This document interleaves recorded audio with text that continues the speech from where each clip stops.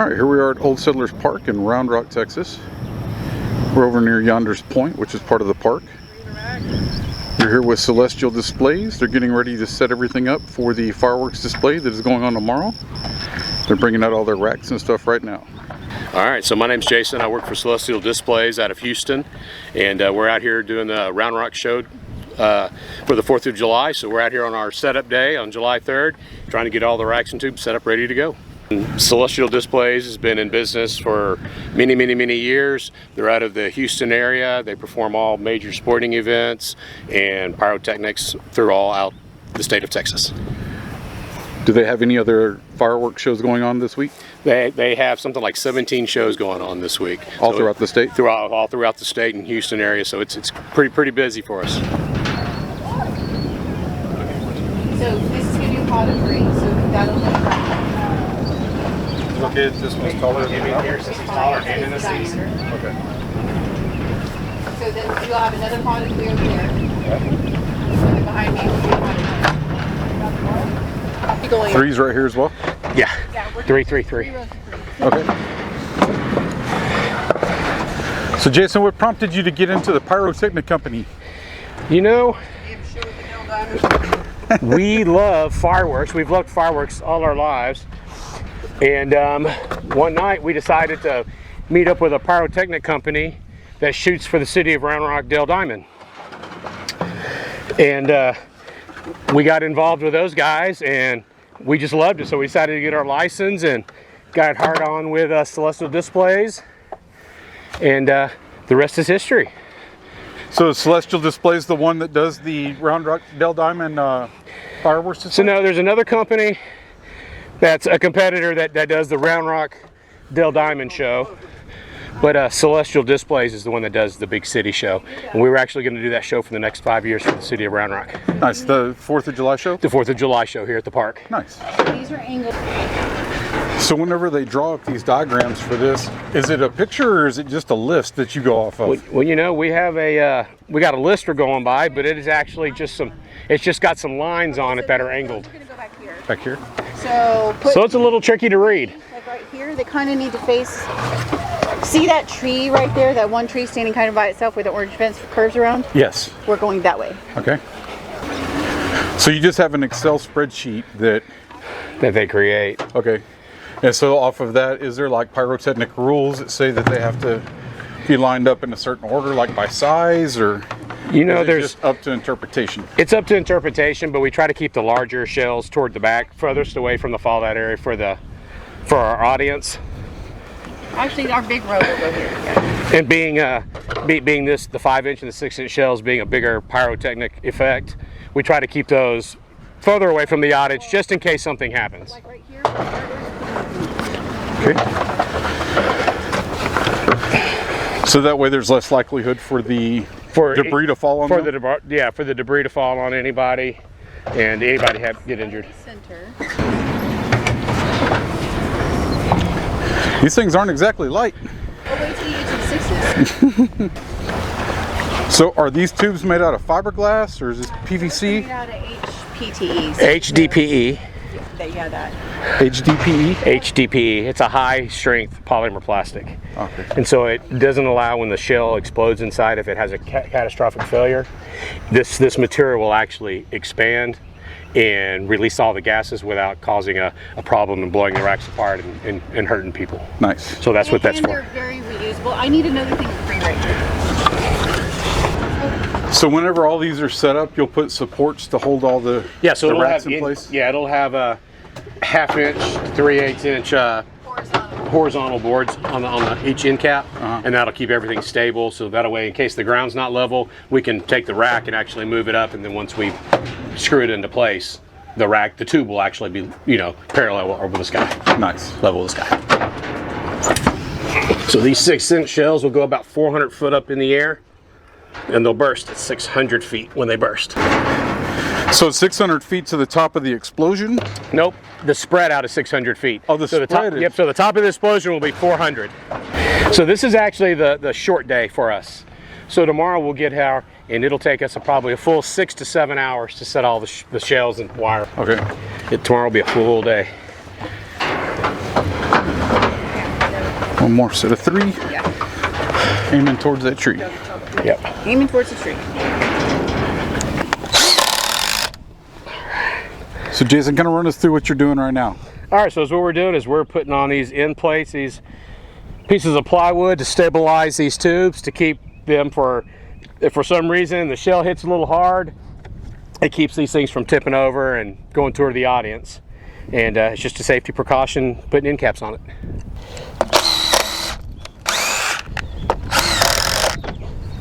And is there a special reason why they have orange tabs on them? You know what?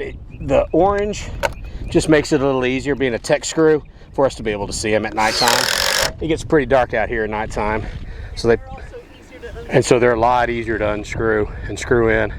Don't have to worry about stripping them out or anything, because it has a 1/4 inch hex head on the end of it. Nice. You know, of course the ground is none of the ground's level out here, so we'll level up the tubes. This might be crooked, but the tube's going to launch straight. Ooh, it's hot out here. Very hot. So we will definitely drink a lot of water while we're out here, trying to stay out of the sun as much as we can. Tomorrow we'll bring tents out and we'll try to protect the crews while they're dropping shells tomorrow, keeping them hydrated and in the shade. So tomorrow will be a completely different ball game with a bunch of people out here trying to get us ready. And then what is this one screw sticking out right here? So the one screw sticking out is, once we get all the mods and all the wires set up, we can take those wires, run it around the screw, and for some reason one of the matches doesn't come free from the firework and shoots up in the air, it doesn't pull the box and everything. It'll break that wire that's hanging on there. Nice. So it's just a second feature on there. So how many large scale shows have you done? You can keep working. So when it comes down to commercial shows, we've done 4 or 5 right now. 4 or 5? In the last year. That's pretty good. That's with us getting our certifications and going through the state and get our license and everything to be able to shoot commercially. Nice. So it takes a lot of study and a lot of reading. But once you do it and you pass the test with the state, then they give you your blessing, and then you can go out and you can work for a pyrotechnics company. You know, we'll work on getting our federal explosive license, where we can actually store all the product in-house. Right now you have to find somebody who has a federal explosive license, and they have a storage container in, you know, certain areas of towns, and that's where we go pick up our product. And what about transportation of it? So for transportation of it, you have to have a hazmat endorsement on your CDL. So one of our team members actually is a school bus driver. She's a coach and a school bus driver, so she went ahead and took the class and got her hazmat endorsement. So now she can transport all the 1.3 product for us legally throughout the state. And it's a 1.3 product? It's a 1, so all the commercial shells are 1.3 is what they call it. The consumer stuff that you see at the fireworks stands is all 1.4. So for all the 1.3 stuff, all the commercial stuff, you have to have a license to shoot it. Nice. It's just bigger effects, it's bigger powder inside of it. You know, the shells are a lot larger. The effects are a lot larger. Yeah. Much more dangerous. A lot more dangerous. I mean, these are controlled explosions. These are, you know, when you start talking about 1.3 stuff, then ATF gets involved. Yeah. And so, you know, we'll have some special things that the audience will be able to see. So we're going to have these things called a water cake. So they're going to launch from the shore, and these fireworks are actually going to launch 200 foot out into the water. And once they launch into the water, they're going to right themselves, they're going to ignite, and they're going to shoot up from the water. So it'll be a pretty cool effect for somebody who's never seen a firework shot from the water. And that's going to be like right over there? Yep. Okay. It's going to be right over there. And so we have to put pyrotechnics over there near it, or will it Yep. launch from here? Oh no, so they'll launch 100 feet. And so we'll, right where that walkway is, in between the walkway and the water, there's a little area out there, and we'll have some wooden racks out there that they're sitting on, and then they'll shoot straight out into the water out there. And then they'll go 300 foot up in the air. So would you say that setting up the pyrotechnics is your favorite part? The setup is my favorite part? Yeah. I would have to say setup is probably my least favorite part. It's hot. There's not a whole lot of crew out here doing it.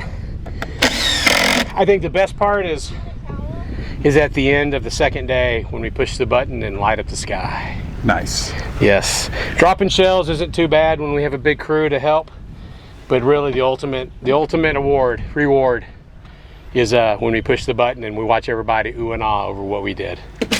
Best 20 minutes you'll get.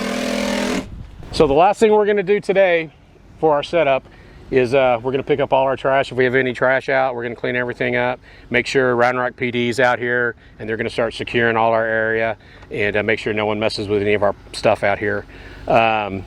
In the morning when we come back out to start dropping shells, we've actually got about 5 or 6 racks that we haven't built yet, because we will actually put angles on those racks.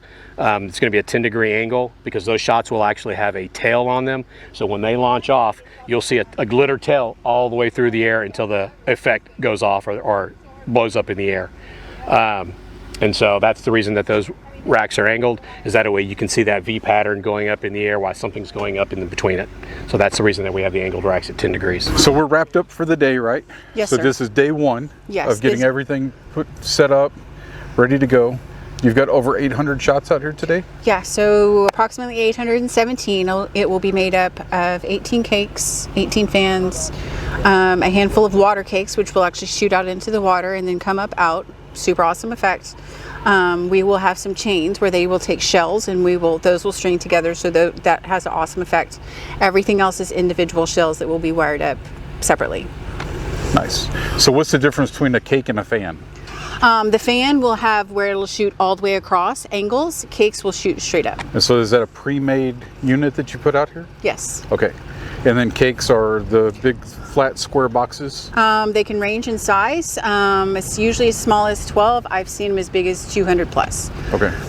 And they usually shoot smaller rounds? Yes, but in quick succession. Okay.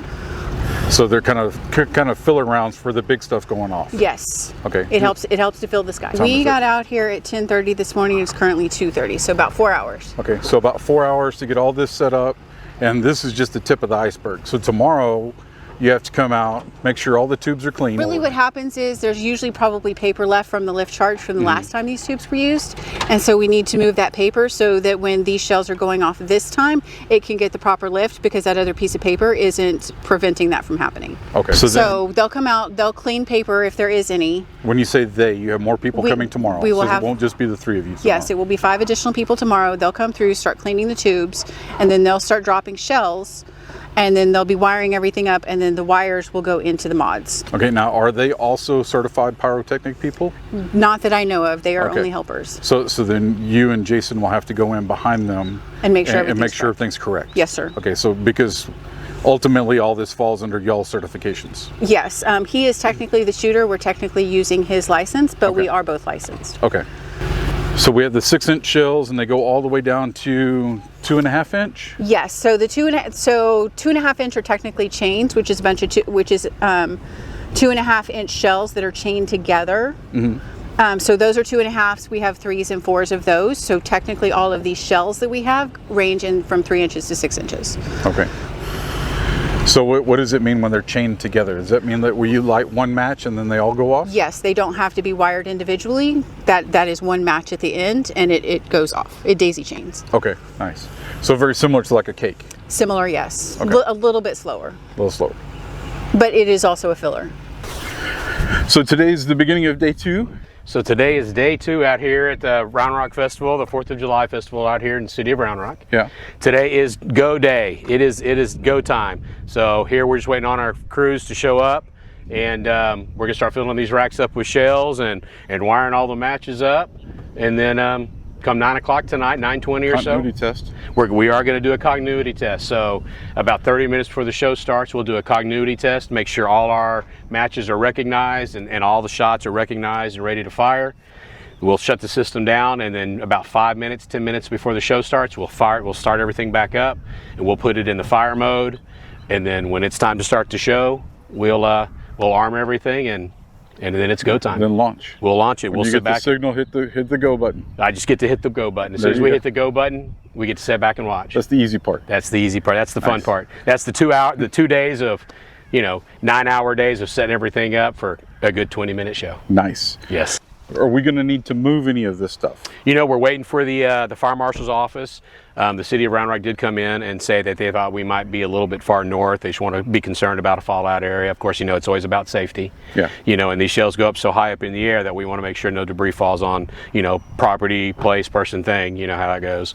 And so no one gets injured or we don't burn any pieces of property down. And so once he comes out here and he gives his final approval, then we'll actually start loading the shells. So does he give you like a certificate, or does he just say no, thumbs up, thumbs down? No, he just gives us a thumb up or thumb down. Okay. He'll either approve us to shoot it or he won't approve us to shoot it. Okay. And then of course, obviously the show is going to go on, so there just might need to be some adjustments. The show will go on today, whether we have to make some adjustments to the racks or not for audience viewing and for fallout area. Other than that, yeah, the show will happen today. All right, so they just met with the fire marshal. The fire marshal wants the 5 and 6 inch tubes to be moved to the other end, just to kind of shift the whole line down a little bit. So right now the loading process is going on.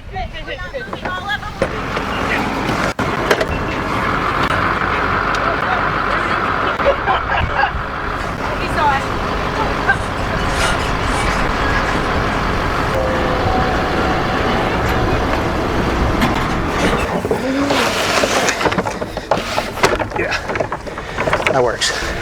All right, so you're dropping shells in the 4 inch now? So we are going to start loading the 4 inch and start dropping shells in the 4 inch. And so we're going to leave the plastic shroud and stuff, everything on them. And right now we're just dropping them in, putting the match in it. And then here shortly we'll take each mod and we'll start plugging them into the mods. Okay, similar to what Tracy was doing. Exactly what Tracy's doing. Okay. So we're doing, that's what the crew's doing down there. They've got all the 5s and 6s. Matter of fact, they're so quick, they're almost done with the 5s and 6s, and they're gonna start plugging into their mods here pretty quick. So now how do you put that match on there? So It just plugs in, or? Yep, so it's got a little red plastic cap on the fuse. So we'll pull that red plastic cap off, and it actually has a little electronic match that'll slide down into the little port. And then once we strap that match down, then it's ready to go and be plugged into the mod. So here's our shell. Here's the port, the electronic port. So as we pull this little tab off, we can take our electronic match and stick it inside that port. Once we lock it in place inside this port, that shell is secure by that wire. And we can put this port and put this firework down inside the tube, and it's ready to go. So as you stick it in there, then hand it to me and I'll put it in the port over here. Route it the way it needs to go? Yeah. All right, so we had a little bit of a windstorm snafu type deal happen. We lost one of our little shelters from the shade. As you can see, we have all of the 6 inch and 5 inch already wired up, ready to go, connected to the mods that Jason was talking about earlier. So these are finale chains. They are pre-fused, and they're 6 shots at a time on a quick match that burns faster than 1 foot per second. So it's pretty much an instant fire. And so we'll make sure that these balls go all the way to the end, and we'll tuck them in, and this will be part of our finale. It's a lot easier using one match lighting 6 pieces of product versus a bunch of matches for the same effect. So what we're doing right now is we're fixing to start doing the continuity check. We're making sure all the mods are set on the correct channels. We're going to move everything up to where our shooting area is. And as soon as we talk with these guys here, they're going to start turning them all into the test section. And then we'll start doing the continuity test and get ready for the show tonight. All right, so the next step in our procedure tonight is we're going to do a continuity test. So we're going to have the crew here in just a few minutes go out in the field. They're going to make all the mods into the test mode, and we're going to make sure the controller picks up all those mods and all the matches go green light, showing that they've got great continuity and that we're able to shoot the show tonight. And are you 1 short on 9 on that? hang on just a sec. Oh, it just got missed. That's all. Okay. Boom. So it's being plugged in right now. We're good. We're green. Almost there. We got 2 more mods. Give me a minute. Maybe it's not the right time. 40. And then I'll just see. Fixing to hit go.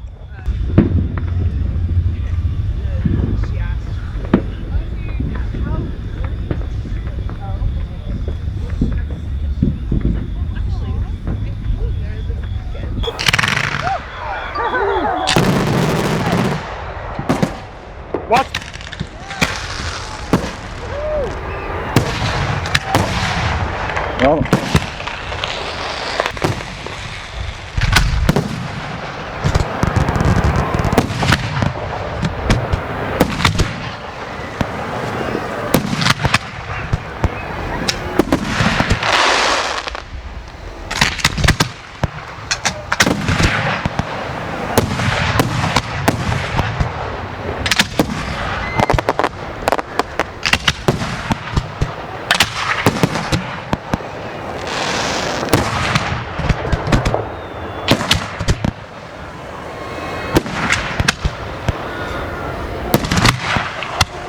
Well, all right, folks, I'm done.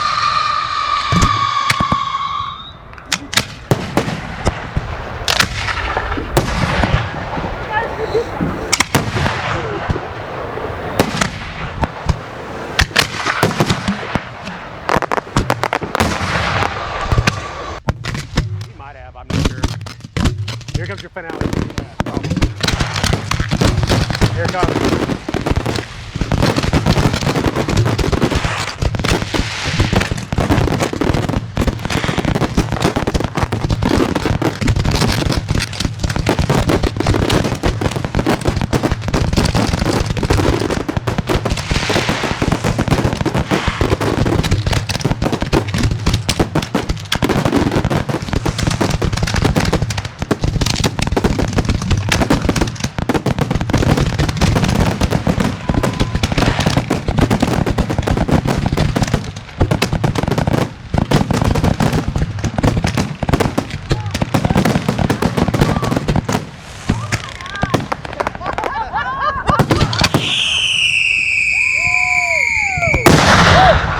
Whoa, shit!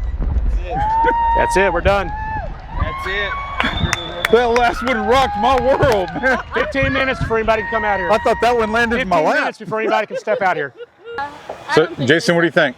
You know what? I think we had a good show. It looked great. I think everybody was excited about it. You could hear them hollering and clapping. And what do you think guys think about that finale? That was a good finale, right? That was a good finale. All right. Deanna, what do you think? It was a really good day. It was a good day, huh? That was an amazing 20 minutes. Nice. Deanna, do you have any closing words you would like to say? I'm grateful to you for being here with us for the last 2 days to give us a behind the scenes.